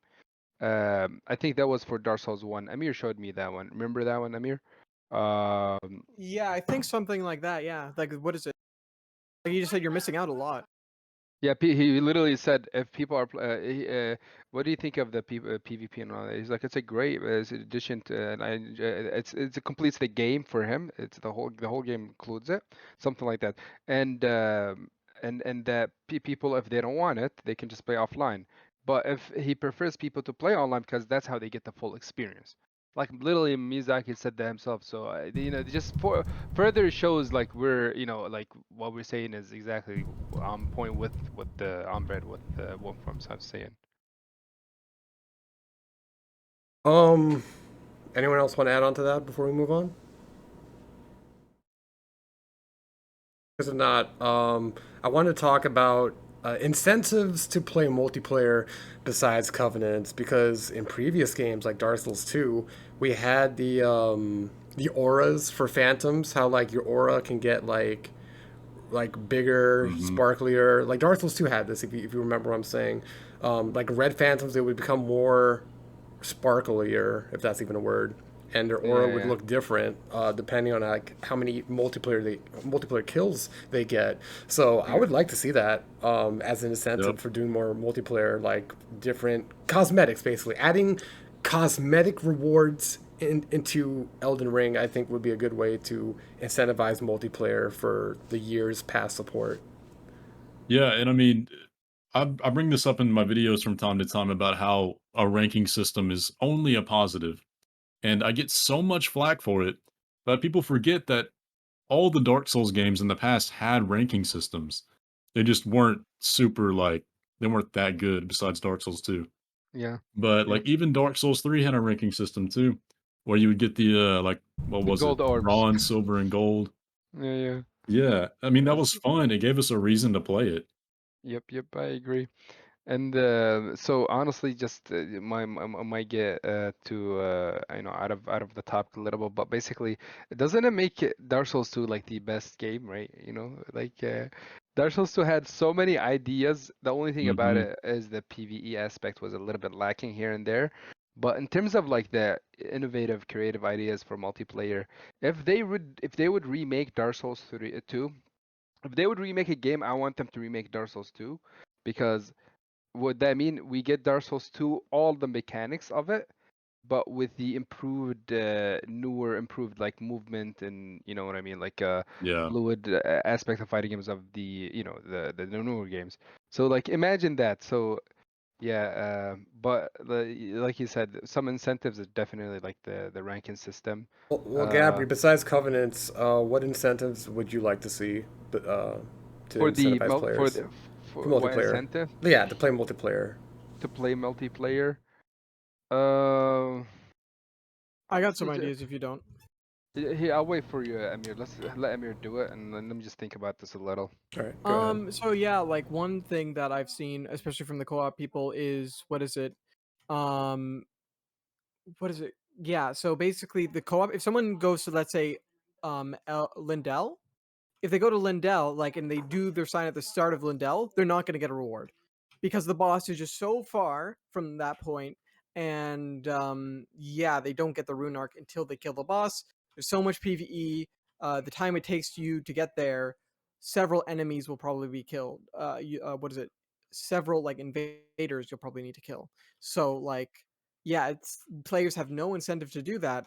Instead, they're incentivized to go straight to the boss and put their sign there, right? Because that's like the only remote way they'll get a rune arc, and that doesn't even mean or guarantee that they'll get it. So one thing a lot of co-opers would like to see improved is where basically it's a sort of like, I don't know exactly how Neo system works, but I've heard it's a lot better. But the idea would be to basically have it so there's some sort of score system or shared rewards, or like as you help the host with various things, it doesn't need to be just finally killing the boss. You just get rewards. That could be like killing enemies, killing invaders, helping them find items, shortcuts, etc. Like once those events happen, the co-opper gets rewarded. Amir, you So just Well, gave rune me. arcs are just a bad reward in general. Yeah, but no, Yep. Amir just gave me a crazy idea as a reward for Gold Phantoms. They bring back Soul Memory as a scoring system for co-opers. So basically, no, no, no, the no, more no. the more hold on, the more souls you have as a co-op person, like the higher your rank is. So like obviously you get more souls for completing a whole area instead of just doing a boss. So I'm Oh, not. Oh, okay, and Yeah. dying okay. penalizes that, so you're incentivized to go in longer. What is it? Like PVE sessions and have more success than going down. And then yeah, that can be a sort of ranking system. And then when someone summons you, they can be like, "Oh, look at this dude! He's got the big numbers," you know. Yeah, yo, for Mm. Gabri was about to So go off on me. no. But regarding that, I want to mention something important. Like in terms of incentivizing other than covenants, I don't think there needs to be one. Instead, there should be more like there should be a system where it doesn't desensitize. I hate that word. It doesn't push you against the PvP like we talked the whole time, right? So currently, like Elden Ring, we have all this feral calling finger. You can't invade solo hosts and all that, right? Just removing that and and make the incentive only just to have fun. You're playing a game just to have fun, to play with other people, to make it easier to connect people. Making it easier, yeah, okay, let's say this. Making it easier to connect with people in online is is the best incentive just to play with other people, because in the end you get on to play the game. If you don't enjoy it, no matter what items they're gonna give you, they're not gonna be fun. So like as long as they make it easy to connect, to play, and everything like that, that's the best incentive just to play. um, well, right now, like we mentioned before, the only way to really do invasions is through co-op only. How would you guys change that? Because for me, I think the easiest way to address it is to make it like previous games, where if you activate the rune arc, then you're opening up solo Ooh. invasions. Mm. But they need to make rune arcs more available because right now they're very Yeah. rare. So if they Well, do people those two forget to use things, them too. yeah. So if they do those two Like, things, make it more available, and then allow solo invasions through rune arc, I think that would really help the game in the long run. Every boss gives you a rune arc. That would be a pretty good addition. Sort of Yeah. like how you got an mm, ember every time you killed a boss. And well, not even only that, it auto activates. Yeah.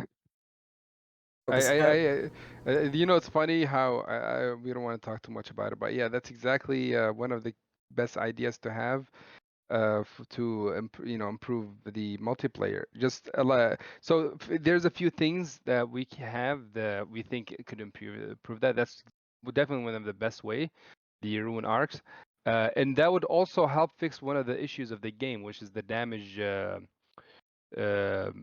being too high. So if they allowed all players to use ruin arcs, not just the host, it means that the health pool will be higher because you're going to be using like Redans or Morgoth's ruin, Great Ruin. And so it fixes two things. It fixes the health, the damage issue, which is a big issue of the game, and it fixes the multiplayer issue of being less accessible and everything like that. Um, and also this is an issue for all games except Dark Souls 2. Tying the multiplayer just to if the boss is alive or not. That's I hate that thing that Hmm. they always do that. So if they it's just they have an item literally that's meant to for those who want more multiplayer, they can click it, which is the Taunter's Tongue or Dried Finger from previous games. They should at least make you, if you use that item, to now you can have people invade you, or invade all that stuff, right? So really, like stuff like this will go a long way. That's what I'm saying.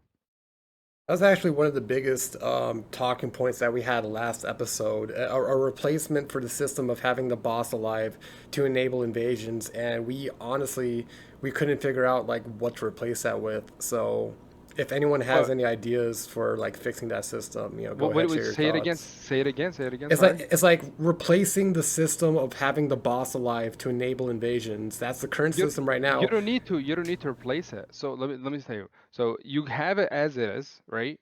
But let's say you want to have multiplayer, you anytime you use the Taunter's Tongue, you basically make it as if the boss is alive. Hmm. Do you see what I mean? Yeah. Yeah. So like you don't need to revamp or anything. Just allow the Taunter's Tongue to work as it should, you know. And that's pretty much the best solution for it. Oh, sorry.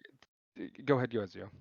So one counterpoint I've heard to that a couple times is when you activate the Taunter's Tongue, it's no longer an invasion because it's willing. So does that go against the actual nature of invasions as a whole?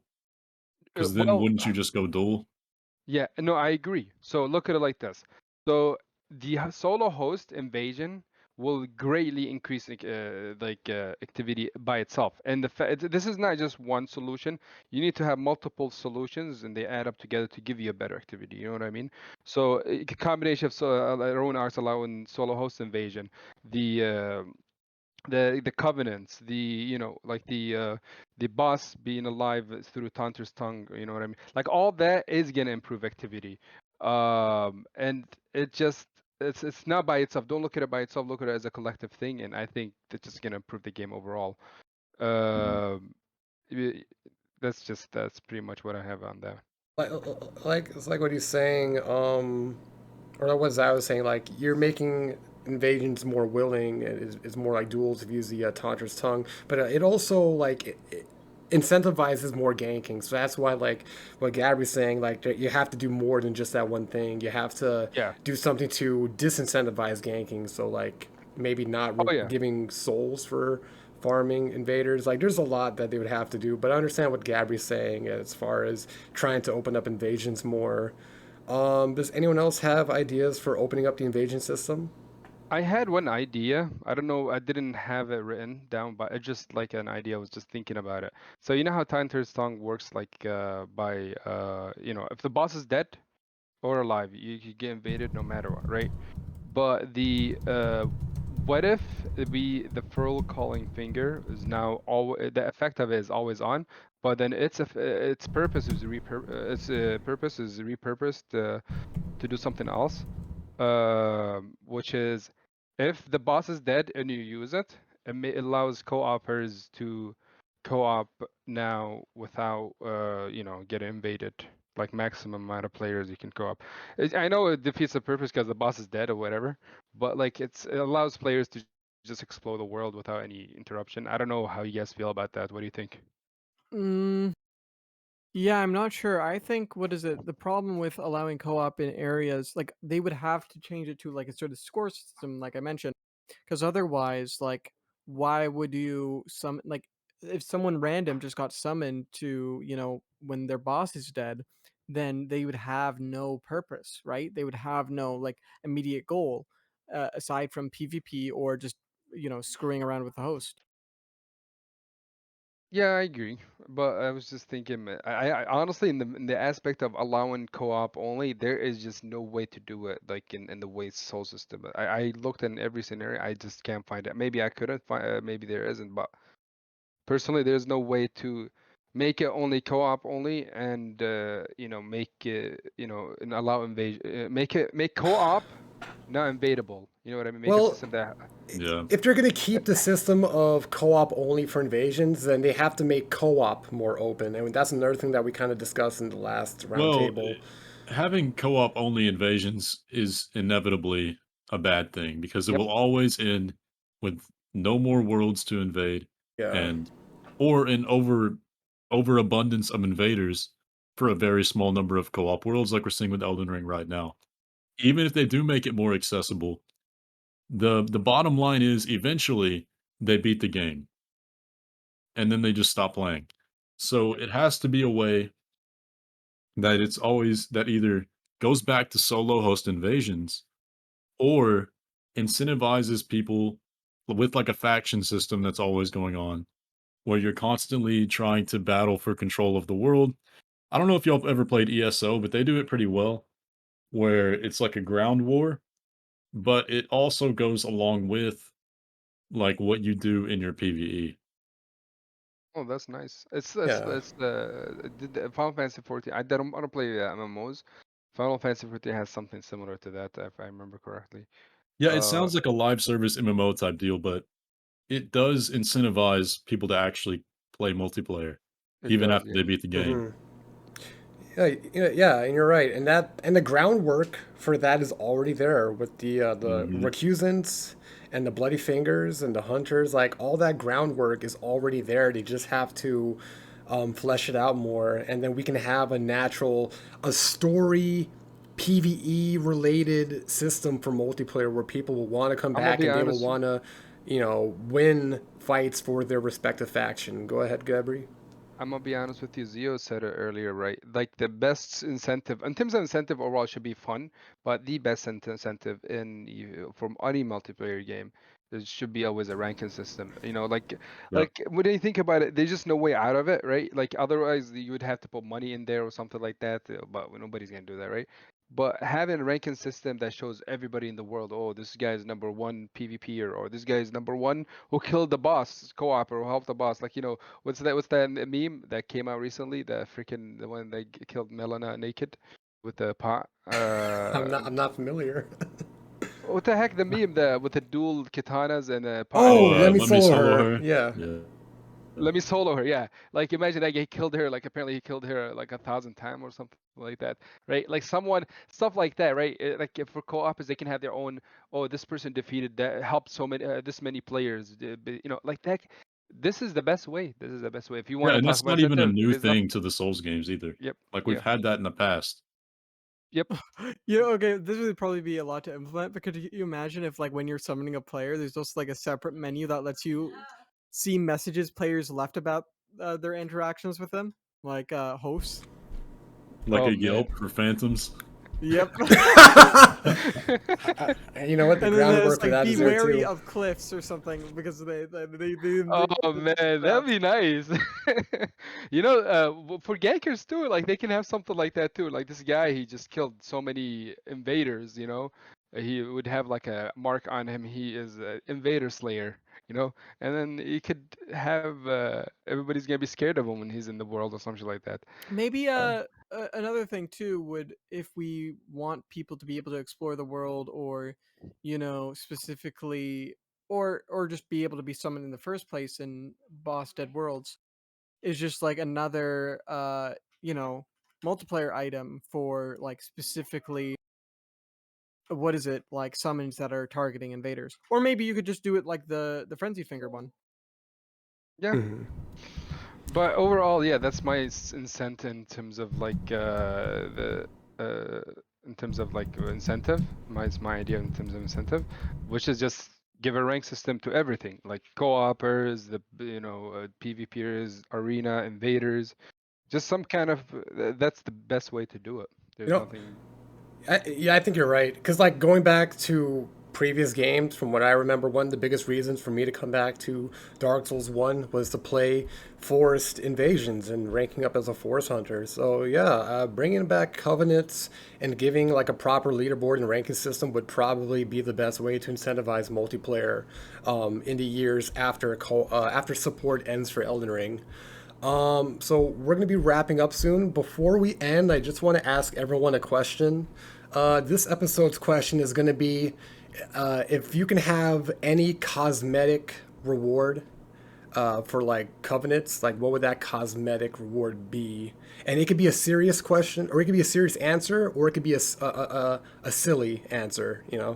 So for me, if I could have any cosmetic reward for covenants, it would be to change my aura to like whatever color I want. So like say as a duelist, I can change my color to like purple, to blue, to green. Just have whatever color I want. Then that would like allow me to do like it would be better for like 2v2 fights. Just have like a separate Yeah. color for like each team. Oh, if it could just work for summoned red phantoms, like even if it only worked for that, I think that would be really nice. Yeah. Or for hosts. Amir, what would you like to have? I think I like Lost's idea of basically having unique armors as sort of covenant reward. Ooh, that's really yeah, like or like having the logo of a covenant, Yep. yeah, that's really good. Or new armor variants, Yeah, alteration. yeah, and that's already that's something that's already in the game with the altercation system. Zio, how about you? Something that was uniquely absent from Elden Ring are crowns. I would love to have like a you Oh, remember the crowns from the Dark Souls 2 DLC? yeah. I thought those were so Yes. cool how you could like wear them after you collected them. Or So That's for me, I brilliant. would like some kind of like headpiece that would be a signifier of what I earned. or like what about like just an aura? Like you come in as a phantom and you have like just a crown floating above your head, like the ones you had in Dark Souls 1 in the Yeah, but I mean arena. like a literal one Yeah, that you no, could you like could, yeah, a literal yep, one His or helmet. like an aura too. Like I yeah. feel like that would just be cool. I think Zaya is Mm. saying like there's a lack of crowns, man. You want to be a Yeah. king Yeah, walking around. I Yeah. agree. I yeah, 100% agree. absolutely. Especially in the world of like it's a kingdom, right? Like there should be some kind of crown. There's like Yeah, Yeah. nobody's fighting. even if you get like the headpiece for Godfrey's crown, it you still get his hair too. Yeah. So it's like why? I really, Oh man. unironically, I love that headpiece. Gabri, how about you? Uh, basically allow you to have you know how you guys play Monster Hunter? Who I plays Monster? played a world for a little bit, but I never finished it. So the newer Monster Hunters allowed you to have this. Despite wearing the armor for stats, you can have a way to change to pick whatever armor. You can have an armor for a stat, but then for the looks, you can have whatever armor set you want to choose. You mean a Yeah, transmog transmog? system. Yeah. Transmog, is that what you call it? Yeah, transmog. Yeah, Yeah. that would be nice. That would be At the nice. very least, I think they should make alterations have the same stats as the main armor. Why did they do that? Why did they make it Yeah. different? That's my thought in You terms of know, that. actually, I think this was in the code. Color changing for armor alterations. I think Zuli the Mhm. Witch, she showed that this was possible for the merchants. How they all have the same armor but different colors. Apparently, that was going to be a thing for all armors, but they never added that Man, in. I hate how they implemented it in Elden Ring. I'm gonna be honest with you. Like that's one of the ones that just turns me off of the game quite a bit because it ties poise to the freaking cape. How is the cape gives you a lot of things? Like what like, yeah, it's stuff like me. The small nuances that piss me off, and this is Yeah. one of them. Like poise is tied to this cape. Oh, cape is gone. Half of your poise is gone. Like what? What do you mean? And poise is important in Elden Ring, right? Like Yeah. you need. Oh my Yeah, god. no, they should have made that cosmetic only, and hopefully hopefully you guys have that in your survey, your project, and FromSoft will hear us out on that. But we're gonna wrap up, so I'm gonna give everyone a chance to just give their closing thoughts and their goodbyes. Zio, I'll start with you. Yeah, I mean to wrap up everything we've really said so far, um, it all comes down to just seeing the potential of what we could have and the greatness this game could be. Like I know it seems fun. I know PvP and multiplayer kind of seems like an afterthought, but it can be so much better. And that's what we're gonna try to make happen. And hopefully by the time either DLC comes out or support ends for Elden Ring, we're looking at some of the most fun we've ever had in the Souls series because I mean it is there. All the groundwork is there. It can be amazing, and I do think it will be eventually. Well said, Amir. Just what Zio said for the most part. So my thoughts on this is just yeah, exactly what Zio said, and you gotta understand there's nothing like the Souls PvP experience. You don't unlike MMOs, you don't have this methodical combat system like how like like a fighting game. But and unlike fighting game, you don't have this seamless connectivity to the world of the you don't go to a player 1v1 or 2v2 or 3v. You don't have these menus. You just go into the world. It's seamlessly connected to the world, right? You don't have an experience like Souls games, and the fact that whatever weapons you have in a game you play through the PvE, and then you bring that up in the end game, which is PvP, to test if your build was better than that person's build or better than that person. Like it cannot be replicated. No other game has done it. And to go as far and just say, oh, just go play another game as if there's something like it, it's just ridiculous. And I would say instead of saying that, push for this game to be more supported. Show FromSoft that hey, these games are worth in terms of the PvP aspect are worth supporting more. So put more investment in that, and I think it will go a long way. That's all I gotta say. I agree 100%. And as for me, I want to say thank you to our audience for sticking around all the way to the end. And thank you to my guests for coming on to have this discussion with me. It was an honor and a pleasure. Of course. Thank Thanks for having us. Kish. Thank you for having us. And this episode of the Roundtable podcast will be uploaded to Spotify. Roundtable podcast is now on Spotify. It was uploaded around last week. I uploaded the first 3 episodes to Spotify. That was one of the biggest requests I had for the show. So we are now on Spotify, and you'll be able to listen to this show, listen to a bunch of sweaty nerds talk about Souls while doing their favorite things like driving or playing Elden Ring or playing whatever. Now you can listen to the show through Spotify. So yeah, thank you so much for listening.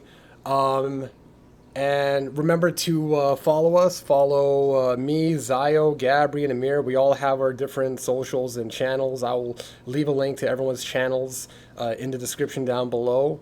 And just remember to like and leave a comment so that way we can have this video show up in the algorithm and just get the just get some attention on the video, get some attention on this dialogue, so that way it can get to Bandai Namco and FromSoft. And just again, thank you so much for listening, and I wish all of you a wonderful day and a wonderful weekend.